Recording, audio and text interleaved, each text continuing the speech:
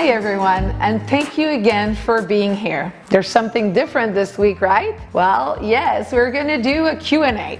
So from the last few weeks, you guys have sent me tons of questions, and I decided to take a little moment to answer some of those questions because I feel that if one person has the question, probably many more other people have the same questions. So I'm gonna answer 7 questions today, but please keep on sending me questions. I love hearing from you.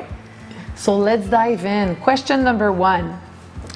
Gratitude. In these days of pandemic, it's difficult to find positive things that happens during each days.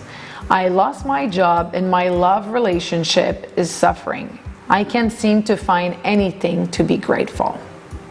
Well, first of all, I have to say that I'm sorry that you're going through this difficult period. I know it's not always easy, but one thing is certain, you can find 5 things to be grateful for. And the mistake we do here most of the time is we think that we want to be grateful for big things, a new car, a new house, a new job, winning at the lottery. Well, this is not it. You can be grateful for all the things happening in your life. And for example, you can be grateful to be healthy. You can be grateful to have a roof over your head. And you can be grateful to have food on the table. And you can be grateful to have friends and family around you that supports you. And you can be grateful to have that gift of time in your life right now, where you can reassess what you want to do with your life, professionally, personally, and maybe it's a good time to reset everything and move forward something more positive. But think again, there's definitely something to be grateful for. Question number 2, about anxiety. What should I do if I call my person and the conversation turns out on me having to hear about their anxiety? I come out of this conversation more drained than I was in the first place. Well, what I could offer is probably the next time you need to talk to your person because you're going through some stuff, maybe just send her a quick text prior and say, hey, when you have 5 minutes of your time, can you please call me back? I really need to talk to you and I need your support. So by saying that, you're setting clear expectation about what you need. So if this person is really your person, she will comprehend that you need her and she'll come prepared for the conversation to hear you. Because honestly, what is not communicated doesn't exist. So if your person doesn't know that you need to talk and you need your help and support, she doesn't know. So if you just make it clear up front, I'm sure she'll be there for you. Question number 3, meditation. I am very busy. I have 3 kids, 2 jobs, and I don't have time to meditate. Well, you're not alone. Honestly, this is the hurdle number 1 for everyone. Find time. But what I would suggest is that if you do it in the morning, just put your alarm clock earlier to like 5, 10, or 15 minutes and do it right when you wake up. You're still sitting in your bed. Don't even get off your bed. Stay in your bed and do it right now. This is the best time. It works for me because you're not distracted by anything. You just wake up and you do it. And if for some reason it doesn't work, you can probably find 5, 10, or 15 minutes during the day, probably your lunch break. You can sit in your office, your eyes closed, or you can go in your car, or you can find a quiet place to do it. And if you're someone super organized, well, just put it in your calendar. Just put a 15-minute chunks every day in your calendar and chances are you'll get there. Because honestly, if meditation is something that you really want to do, you'll find the time to do it. Question number 4. I am an outdoor person. I love fishing and hiking. Being out there in the nature makes me feel so good and relaxed. Is that considered meditation?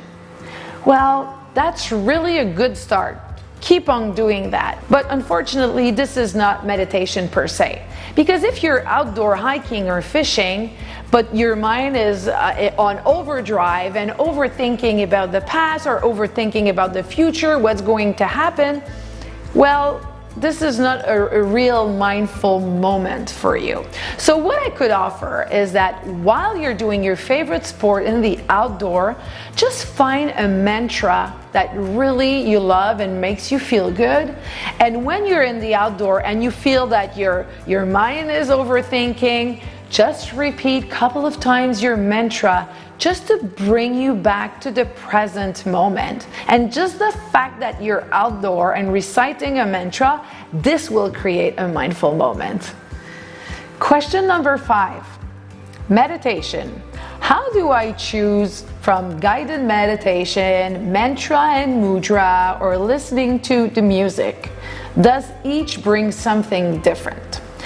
Well, this varies. It's very personal, and it depends also on what is the circumstances in your life at the moment, because sometimes one works best and some other time other things works best. So let's take, for instance, if you're in a moment in your life where you think a lot, there's a lot going through your mind, well, probably the guided meditation would be a good one, because it engages your mind in something that is guided and you have to focus your attention there. You don't have to sit in silence. Or if you are in your car and you feel anxious in traffic, maybe just putting some relaxation music will help. And if sometimes you don't have a lot of time and you feel stressed and you feel you need to meditate or to do something to quiet your mind, maybe then with short period of time, a mantra is the best thing. But the good thing about all of this is that you cannot go wrong. Like, they're all good practices and none of them will harm you, even though you're not using that in the specific moment. Because whatever works for you today might not work for you tomorrow, because it's dynamic. Life is evolving. But the best thing is that you know that all those options are valid for you and you can choose from them. Question number 6. I love this question. So what is the difference between a mantra and an affirmation? So basically, a mantra has been used for 3,000 years, and it comes from spirituality. And they aim to liberate your mind and find inner peace and control your energy. And often mantras have words in them like love and peace. While affirmation surfaced in the 1970s, and it doesn't come from spirituality, it comes from psychology. And affirmation are used to visualize yourself to where you want to go, how you want to feel, or something you want to have. And it's a statement that you repeat, that you probably craft on your own, and doesn't contain any specific word. But what they do have in common, the mantra and affirmation, is that they both set similar intention of transformation and empowerment. So question number 7, the last for this week, about controlling your thoughts. In the middle of the night, I often wake up because my head is full. I'm thinking about things I need to do or things that stresses me out. But I never get to think about those during the day. How can I control that? Okay, so what I would suggest for you is that before going to bed, on your night table, just put a pen and a paper. Because what you will want to be doing is that when you're sleeping and you're thinking about something, you grab your piece of paper and your pen and you write down what is the object of concerns. The fact that you're writing it down, you can just erase it from your mind, and it's gonna keep a list for you for the next day to see what you need to think about and what you need to solve. It's really important here that you don't do your list on your phone, because this is going to create even more thoughts and your brain is going to be even more stimulated. So take a piece of paper, every idea you have, you write it down, and you close your eyes, try to fall back to sleep. And if you have problem getting back to sleep, then I would use the box breathing. If you remember, it's the 5-5-5-5 breathing, which is you inhale for 5, hold for 5, exhale for 5, and hold for 5. And you can repeat that for a few minutes, and I guarantee you'll fall back asleep.